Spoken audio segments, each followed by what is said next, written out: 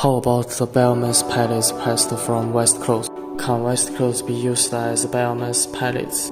This is the material given to us by our customer. Now we take it apart.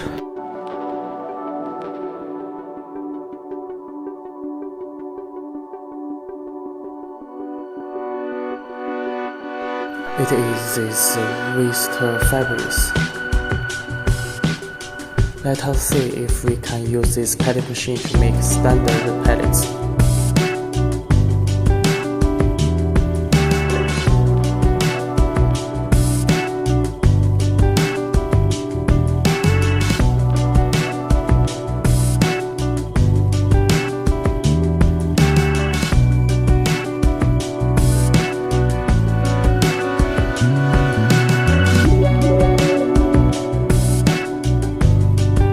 This is the finished product of fabric pressing.